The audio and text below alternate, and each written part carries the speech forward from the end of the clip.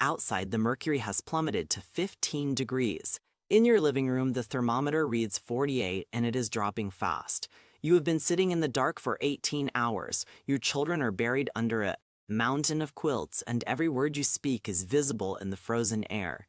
This is the moment you realize that our modern existence relies entirely on a single flick of a toggle. Right now, that connection is severed. At Larry's Survivor, we focus on the reality of these moments. I began my journey into self-reliance back in 2012 after a brutal ice storm left my household shivering in the dark for 4 days. We were miserable and completely caught off guard. I made a vow then that my family would never be vulnerable like that again. Today I am breaking down 11 ways to generate warmth without a single volt of electricity. This isn't classroom theory or something I found on a random blog. These are field-tested strategies I have used to keep my own home habitable when the grid fails. What sets this guide apart is my refusal to give you a sales pitch. Staying warm in a blackout isn't effortless. Every tool I'm showing you involves a compromise. Some offer safety at the cost of power, while others provide intense heat but require absolute vigilance. My goal is to show you what works, highlight the genuine dangers, and ensure you can protect your loved ones without causing an accident. Let's begin with the resource you already possess. Your own metabolism is your primary furnace. You are essentially a 100-watt heater running every second of the day. The issue is that most people dress for a climate-controlled 72 degrees, leaving them defenseless when the furnace cuts out. A proper layering strategy is simple yet widely misunderstood. You need a 3-part system. The foundation is your base layer, which sits against your skin. Its solitary mission is to pull sweat away from your body. When I first started out, I wore cotton thermals. A massive mistake. Cotton is comfortable until it gets damp. Then it turns into a freezing trap. It holds water against your skin, and that moisture drains your body heat 25 times faster than dry air. You need to invest in merino wool or high-quality synthetics.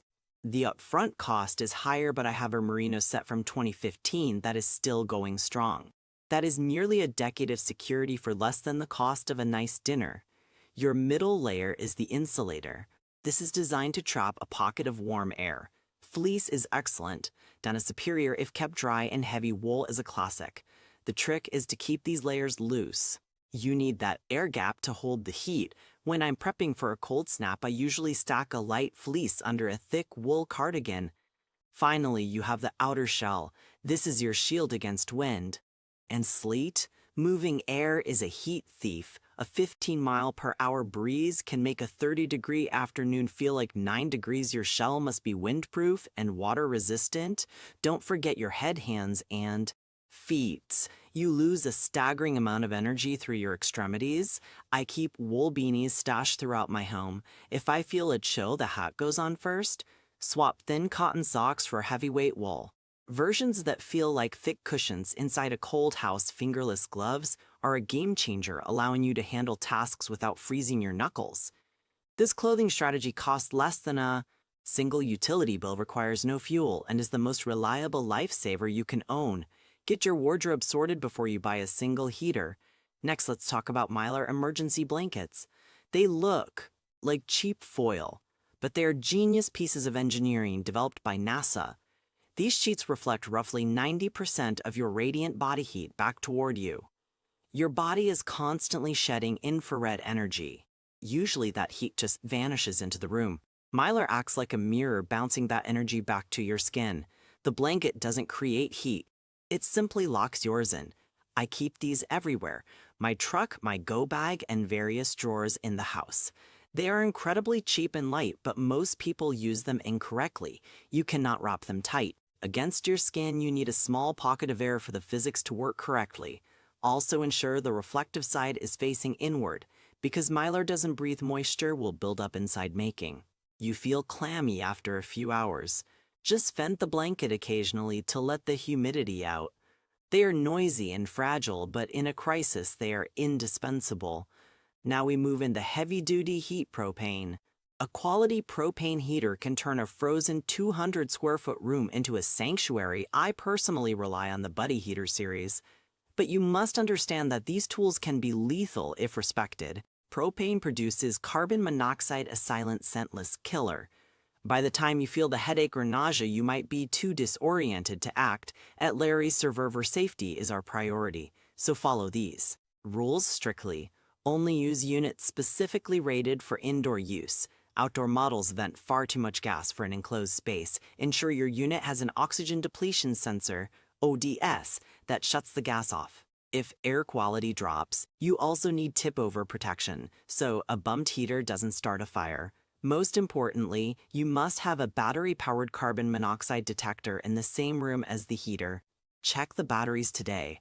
Always crack a window an inch to ensure fresh air circulation. I've tested my heaters for hours, and while they can raise a room from 50 to nearly 70 degrees, they require your full attention. Never sleep with one running and never leave one alone. Kerosene is another classic option. These units are powerhouses, often putting out 200 PTUs, enough for a whole floor. However, the learning curve is steeper.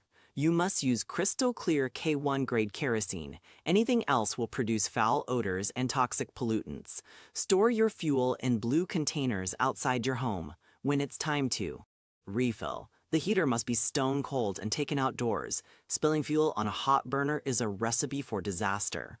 While kerosene has incredible energy density and can run for 15 hours on a couple of gallons, it does have a distinct smell that some find difficult to stomach. It's a solid secondary backup, but it requires practice to master. If you want the gold standard of independence, look at wood-burning stoves. Installing one in 2018 was the best decision I ever made for my home. We are no longer at the mercy of the gas or power companies. As long as I have a wood pile, we have a warm house. Don't confuse these with open fireplaces, which suck more heat out of the chimney than they provide to the room. A sealed stove is an efficiency machine, but it is a lifestyle commitment. You need professional installation to avoid house fires, and you need a massive supply of seasoned wood. Burning wet wood is a dangerous waste of time that leads to creosote buildup and chimney fires. I spend my spring splitting logs for the following year. It's hard work, but the security of seeing 3 cords of wood stacked in the yard is priceless. Plus, you can cook on top of most stoves. It is the ultimate survival tool for those who own their property. Don't overlook the sun. It's a free energy source that works every clear day. Passive solar heating is about managing your windows. During the day, open every curtain on the south side of your house. Let the light hit thermal mass like tile brick or even large jugs of water. These materials soak up the heat and slowly release it after dark. On north side, keep the curtains shut to trap whatever warmth you have. It sounds simple, but managing your blinds can cut your heating needs by a third without spending a dime. For targeted comfort, the old-school hot water bottle is hard to beat. I'm not talking about heating a room. I'm talking about heating you. Fill a rubber bottle with hot but not boiling water, wrap it in a fabric cover, and tuck it under your blankets 15 minutes before bed. It transforms a freezing mattress into a warm nest. It's a $15 investment that makes a 40-degree bedroom bearable. Similarly, candle heaters, the terracotta pot variety, can create a small pocket of warmth at a desk. They won't save a whole room, but they can keep your fingers from going numb while you work. For those in smaller spaces, alcohol stoves made from soda cans or tins provide a quick, clean flame for localized heat. And for the highest efficiency in propane catalytic heaters are worth the premium. They use a chemical reaction instead of a flame, making them safer and far more fuel efficient, though they are much more expensive up front. Finally, check your existing gas fireplace. If it has a standing pilot light, it will likely work without electricity. If it's electronic, check for a battery backup today. Knowing how to manual start your fireplace before the lights go out is free insurance. You don't need to master every one of these 11 systems. You just need a primary plan and a solid backup that fits your budget and home. My strategy involves layers: a wood stove and a propane backup. Your plan might be different, but the time to test it is right now.